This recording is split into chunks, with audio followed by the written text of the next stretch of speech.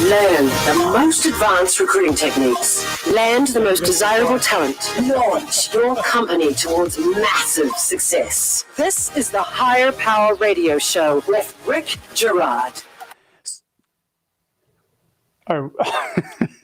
Whoa, there's a faux pas there. So is AI the future of recruitment? Better yet, will AI replace the need for a resume? So tools are available to utilize AI in improving workflow and screening applicants. However, the question lies in their accuracy and viability in identifying the strongest people for your unique organization. I'm Rick Girard. Welcome to the Higher Power Radio Show. Our mission is to help entrepreneurs and hiring managers avoid costly hiring mistakes by identifying a specific problem and providing proven solutions to enable your company to win the right hire. We share insights from top-performing rebel entrepreneurs, disruptors, and industry experts like our guest today, Mr. Neil Sahota.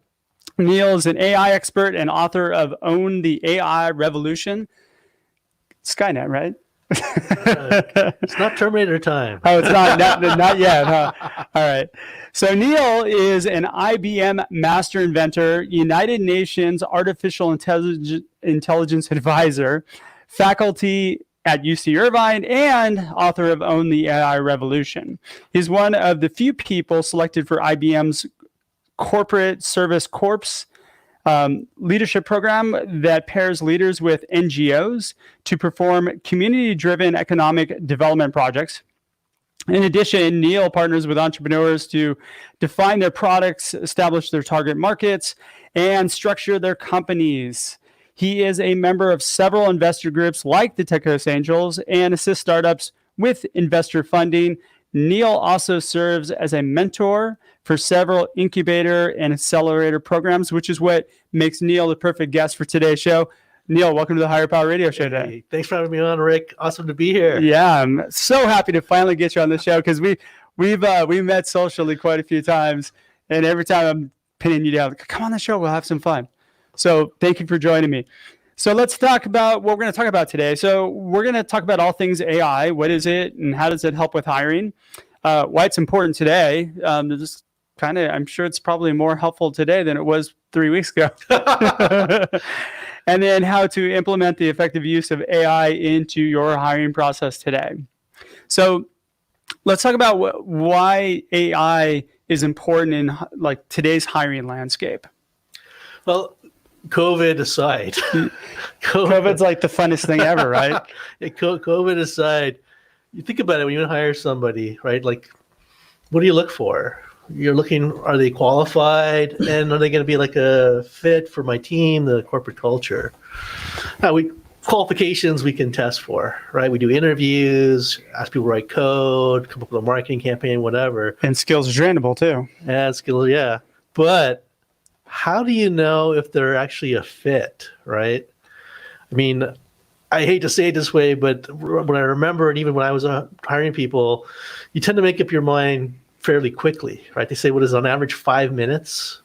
I heard it was like within 90 seconds 90 or something seconds. like that. Okay, so we even have a shorter we could be attention wrong. span. I don't know. There's no data backing that. I could be just pulling that completely out of my ass. Right? But we're not the greatest, unfortunately, we're quick to judge. I'll put it that way. Sure. Right? And we might make some mistakes in who we hire. They're not really a good fit. And most hiring managers are not willing to admit they made a mistake like that. And so you could be, and I've seen it, be stuck with some unruly people.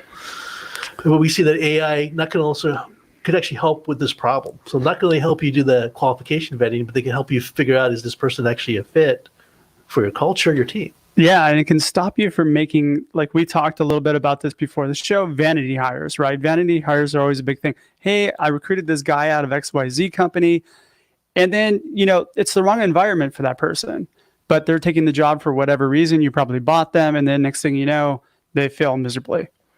So how accurate do you think AI will be or is in identifying that and being able to say, whoa, don't hire that guy. He's just completely wrong. Well, we've seen some actually good results so far, right? Whether we like to acknowledge it or not, AI is actually a pretty good judge of character. And there's a lot of AI tools out there that have been taught like psychology and can do psychographic profiling and say, based on their personality and the way we interpret the work style, whether it'll actually fit in or not. Interesting example. So O'Melveny, are you familiar with O'Melveny? They're, I think, a law firm, right? Yeah, they're one of the biggest law firms. They call them the mega firms. Okay. International, multi-billion, right? They do what a lot of the mega firms do when it comes to recruiting. They look at the top 20 law schools in the US, they look at like the top 5-10% of the class, and they try and hire from there. They cherry pick. Yeah, they cherry pick. Sure. Right? They're actually right now changed up their recruiting process.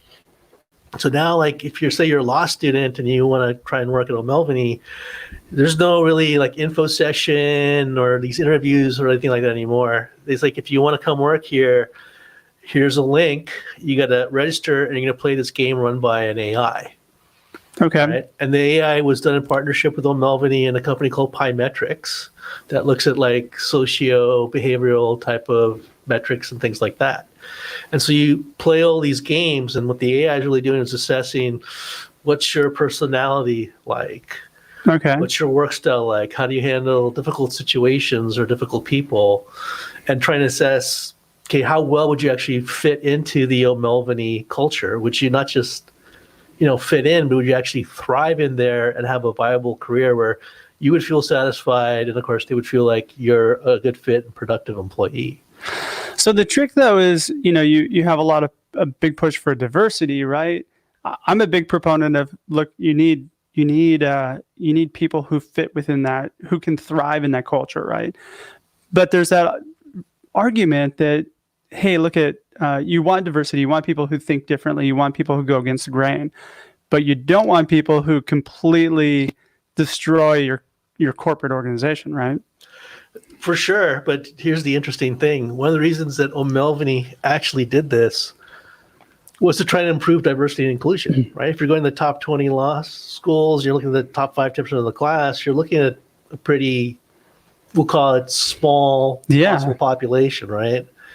One of the things they thought by doing this, they would actually get exposure to like candidates they would normally never see, right? And so they know that if someone, if you successfully go through the tests and the AI says this person has scored high enough from a cultural fit, they'll advance you and set up an interview. But how accurate are those tests? It's a great question, right? We don't know yet. We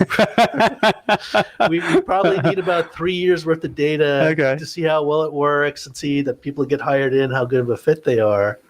And what the attrition rate looks like. Yeah, because there's legitimate concern about, well, what do you consider a good fit? And is that, only white men or people on the older side or whatever it might be? Is there some implicit bias in there? Gosh, that's always a really good question. All right, you're listening to the Higher Power Radio Show. I'm your host, Rick Girard. And for our podcast listeners, we're going to take a quick educational moment for our sponsors. So find out more about what we do at stridesearch.com. There you'll find additional content and resources to help you win great hires. Today, our guest is Neil Sahota. Neil is the author of Own the A.I. Revolution, and he's an AI expert, so we're going to take advantage of that. So how do we start leveraging AI to optimize hiring? So you mentioned a couple tools, and that was a good example of it. But really, okay, so let me break this. Where is it useful now? Are we at a point where like you can just plug in an AI and boom, like you can hit the ground running? So or you need 3 years of data? I will give you the typical MBA answer of it depends. You got to remember that when it comes to AI, it's not necessarily a one-size-fits-all. So like in the O'Melveny case, they had to have an AI that learned about their corporate culture and their work style to make that kind of assessment. And it probably knows it better than they do, I would imagine. Quite possibly. I suspect, I don't know, or at least publicly they're not saying, that they probably found some surprising things out about their culture. Well, you know what? The culture is always kind of an interesting thing because I find a lot of times you go into a company and what the leaders think the culture is very different than what the rest of the organization feels the culture is. And a lot of times they don't even know what their corporate values are or their leadership principles are, right? Or if you work in a large organization, like I used to work for IBM, there were actually a lot of subcultures within the company. Yeah, each group has its own culture, right? Yeah, and so we actually seen people trying to create tools, and it's not just corporate culture, but it's actually even team culture. And so even just based on the people on your team, try and figure out how the jigsaw could fit in if we hire somebody in based on their kind of work style, their ethics, their personality. Okay. So it seems to me like where it's viable right now would be primarily in identifying people, just potential, like sourcing people who might be potentially fit your organization, or basically automating the workflow. Any other areas maybe? Well, I think sourcing the workflow, even like, maybe it's part of the workflow, but like answering like basic questions. Like I think it's Zor AI has built like recruitment communication tools.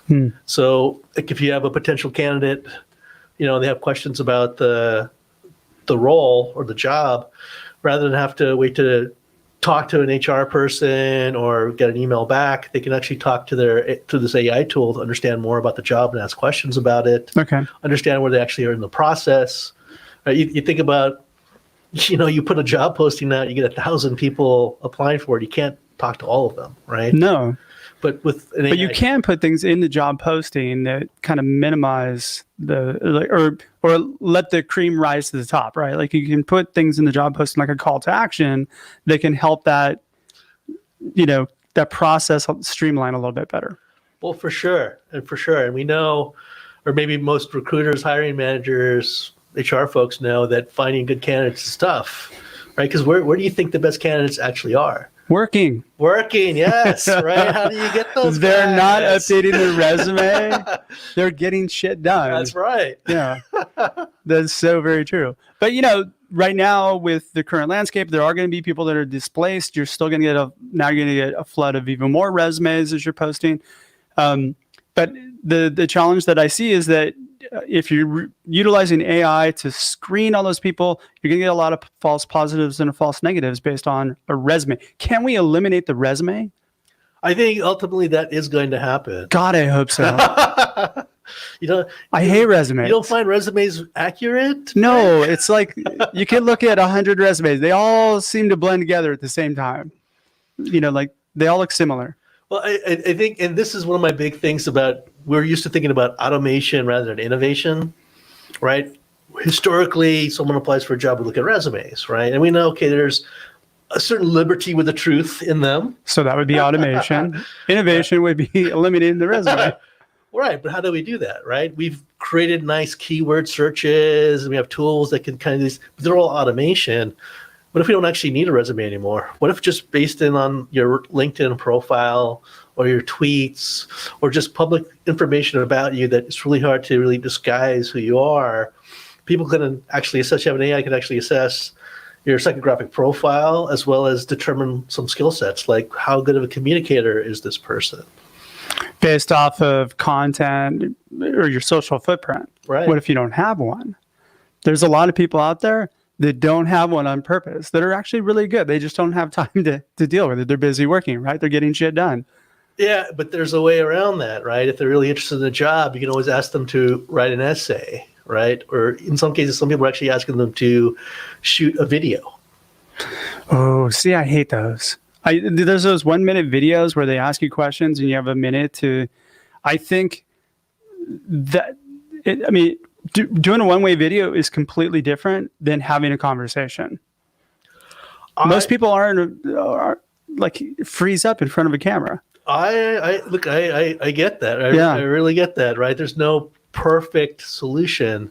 But there is. It's called a phone call. Are you going to make 1,000 phone calls? I do. Oh, I do. I mean, you know what? To an extent, like whenever I'm working, me and my team are usually kind of sourcing it down. We're talking to a lot of people. We're making sure they're positioned properly. And then the ones who are kind of in the right mindset and skill set, then we move forward with them and we move them through the process. But yeah, that's what your job as a recruiter is to do if you're hiring. Make phone calls. You got to talk to it. I mean, ultimately, we're in the people business. It's really hard to automate people. Agreed. And I'm not saying you can automate all these things, but some of the hand holding, you can take with an AI, right? Rather than have to, okay, watch a bunch of 1-minute responses on a video, you can actually have an AI do that. And some companies are actually doing that. It's again, just try to do I like the idea. initial assessment. I like the idea of the puzzles or the games or whatever that kind of help give you a different insight into the person. Because that you can't change who a person is, but skill sets can change all day long. So if you're relying upon the skill sets, Well, I think, let's use AI where it makes the most sense. Right? Okay. We know we've been good at the qualification aspect, right? It's that fit aspect, the cultural fit, team fit that we tend to lag on. but that relies on data that comes from the company. Well, you're gonna have a paint a true picture of your company, but there are actually ways to actually get that real image about the corporate culture of your company. Yeah. Because we identified a bunch of tools, and I think we were talking about it prior to the show. And Pymetrics was one, and Paradox, and Aria, I think it was. Or yeah. So I looked into a bunch of these, and I've looked into them prior too, and it seems like they're really cool off-the-shelf ideas, but is the juice really worth the squeeze? Is the investment that you put into it, do I have to wait 4 years? I don't have that luxury if I'm a small startup. Well, training an AI shouldn't take that long, but we know that not everyone's a big company like an IBM, for example, that can afford to do their own kind of custom solution, which is why you have some of these off-the-shelf tools. But you really should use them for where it's going to be most helpful. Like, working with a lot of entrepreneurs, you don't know everything, right? If you're a really tech-savvy person, you may not know about marketing or finance, so how do you find a good CFO, CMO? On the flip side, one of the startups that I advise for, they're lights out, amazing marketing people, but they couldn't find a good programmer to save their life. That seems to be the biggest problem. You have somebody who's non-technical trying to find a technical person. And that is where it gets dangerous. Because then they just hire anybody who's willing to take the job. Yeah, this company, they were looking at one programmer, and they like, this guy looks really good, some big names on the resume, right? You just by doing a quick, interview with the guy just to make sure everything is legit, right? Yeah. And so, came in, and I just got a little thing and said, how good of a Perl programmer, because, everywhere is guys like, I'm amazing. Okay, write me a little Perl script that sorts an array in place, right? And the guy's like, oh, well, I wasn't prepared to write any code or anything. It's just a few lines of code. Oh, and it just gave me a bunch of excuses as to why he couldn't do it on the spot. Wait, so how many lines of code is it to write that? That's probably about 3, maybe 4. Really? Yeah. Okay, of Perl code. So if you're amazing, you should be able to crank that out pretty quickly. Yeah, I would think you could do it in 60 seconds tops. Okay. Probably less, but yeah, but then which is why he wasn't working at the name brand companies anymore. But to your point about, you got some of these people that they look like the superstar type of hire. How do you know if they're actually any good? God, those are to me sometimes the most dangerous ones. Yeah. And you know what? I've had a lot of CEOs that have come on the show that have talked about the fact that, we really like this guy's background. He was out at XYZ company, so we had to hire him. And they end up spending more money than they wanted to and get meager results at best. And it's not bashing those people, by the way. They're putting themselves in the wrong position too. They're a gun for hire, and they probably should not. They should be managing their career much better. Oh, no, agreed. And yeah. I believe that most people are good. It's not like they're trying to defraud, but it's tough if you're hiring someone, especially as an entrepreneur. You're not just giving them a job and a salary. You're probably giving them some equity, right? It turns into a marriage. So a lot more, I'll call it pressure on trying to make a good hire. That is so.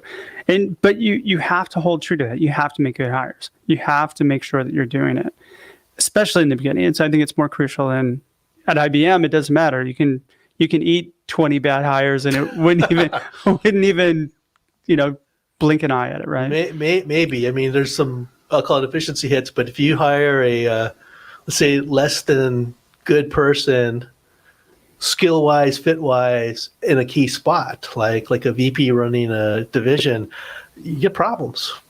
Oh, yeah. You're going to get canned, right?